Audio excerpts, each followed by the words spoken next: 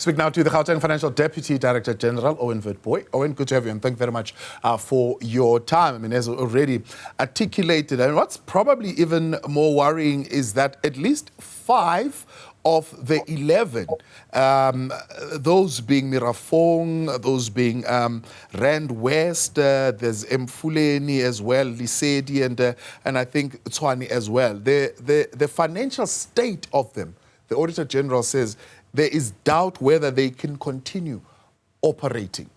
What is the view that the province is taking to that kind of finding? Good evening, and good evening to your listeners. Certainly from the Auditor-General's perspective, and also from our own evaluation as a provincial government, Mfuleni Municipality, Western District Municipality, and Mirafong Municipality are certainly in a financial precarious position. And as an intervention from the province, we have instituted financial recovery plans as a measure to assist those municipalities. Now certainly, some of the other municipalities who are experiencing financial challenges as it relates, obviously, when you look at the state of the economy, you look at the rising levels of unemployment in those municipalities, it is certainly contributing to their ability to collect in terms of their own revenue and to finance their expenditure obligations. But certainly as a provincial government, we don't sit still. We actually are providing hands-on support to those municipalities. And one of the biggest commitments that we've made is to ensure that at least one of the categories of debtors to a municipality, and that is government payments to municipalities, are made as best as we can. And obviously, when you look at the categories of debtors of government debt, it is actually the lowest when you compare it to business and residential debt. So certainly it is a long way in trying to assist our municipalities, but we have a number of other support measures to assist our municipalities. You know, Thank you. The 3 that you're mentioning, but particularly the 2, Mfuleni and Mirafong, are already under administration. So in other words, you've already put an independent person there to come in and solve the situation. But I think Mirafong, over the last 3 years, even Mfuleni, if not more, 4 years actually, Mfuleni, the situation has not improved. In fact, as we sit now in Mfuleni, it's even worse. It takes 722 days. That's 2 years to pay creditors. Look, I think in the case of Mfuleni, one of the things that we're obviously mindful of is, in fact, we are currently busy reviewing the intervention in Mfuleni with the National Treasury, and we are looking at, how best do we redirect the intervention in Mfuleni. Now, certainly Mfuleni, within the province, when you look at unemployment, as one of the highest unemployment rates, and that is certainly contributing to Mfuleni's financial constraints. I think the other matter that we need to look at is also the payment of Eskom accounts, and obviously with that legal dispute within the municipality, and certainly some of that funding is not coming through Mfuleni, and all of those factors have impacted on the financial position in Mfuleni municipality. But mainly it's attributed to the unemployment rate and the ability of residents to pay for services in Mfuleni municipality. But certainly we are not resting on our laurels. We are busy reviewing our financial intervention in the municipality to see how best we can really improve on that intervention, and we are continuously there to assist the municipality. In fact, we've now deployed senior technical expertise in the financial department to assist the municipality. So on all the municipalities, one thing that is common is you are unable to meet the 30 days payment of creditors. Others worse than others, even those who got a clean audit are also unable to do that. Other 175 days, other 222 days, others maybe a little bit less. But ultimately, all of them are not keeping to the 30-day payment of creditors. I would certainly want to disagree with that particular view. If you look at Witwatersrand municipality, in order for you to get a clean audit, you cannot have compliance matters. And obviously, when you look at the 2 other auditees, for example, in the city of Johannesburg, we've had a Joburg market. We've also received a clean audit.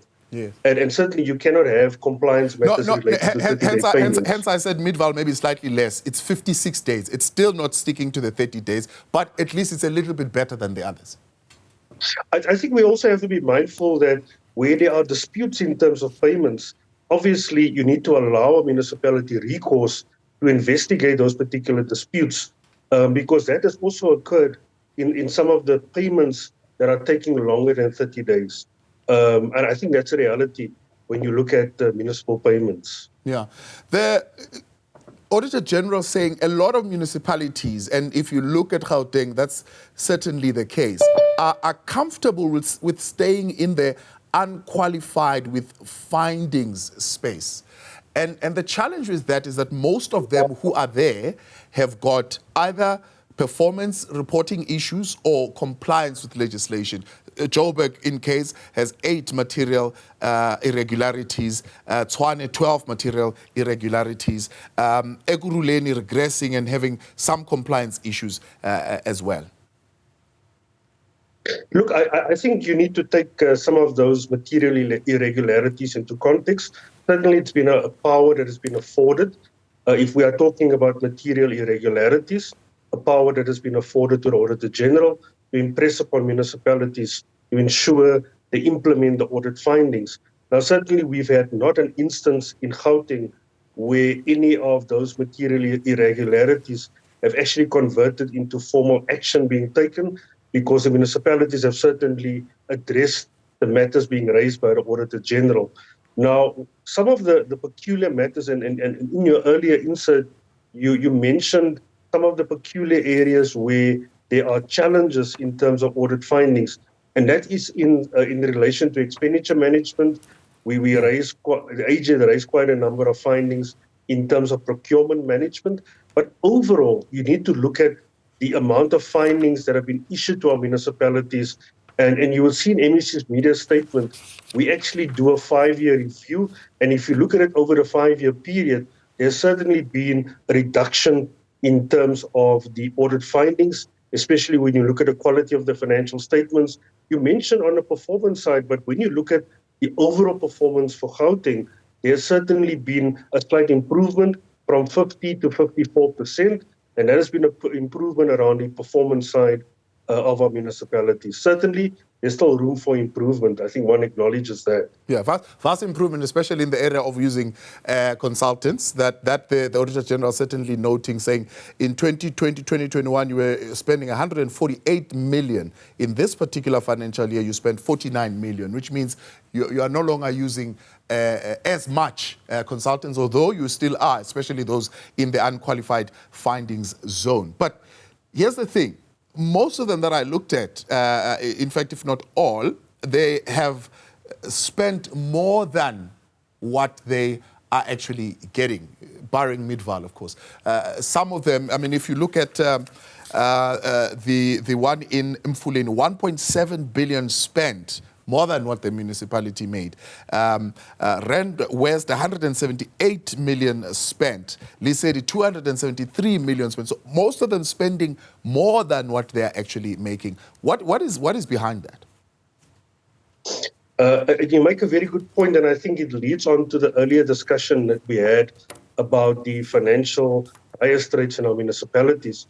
Now, the MEC in the media statement this morning indicated that a number of our municipalities are still adopting unfunded budgets, which means that you are approving a budget for which your revenue income is not sufficient to cater for the expenditure commitments that you have as a municipality. Now, some of the other issues that are also impacting is the issue of municipalities struggling to pay Eskom and Rand Water. And because of those payments not occurring, for example, in the financial year, you would find, some of those creditors and the commitments that you have rolling into the current financial year. And obviously that are placing a burden already on revenue that is supposed to cater for the current year. So you have this continuous loop of those expenditure commitments, having to be paid from the new budget. And that's really the snowballing effect of the available revenue to pay for expenditure. But at the heart of it is the approval of unfunded budgets. If we don't get municipalities and councils to approve budgets where the revenue is equivalent to the expenditure commitments, we are going to continuously see this particular problem. We have afforded municipalities the opportunity to adopt unfunded budget strategies, and really that is a program designed for municipality to indicate, how they are going to make good on this unfunded budgets and how they are actually going to get the budget to a funded state. Gauteng Financial Deputy Director General Owen Witbooi, we appreciate your time. Thank you very much for coming on this evening.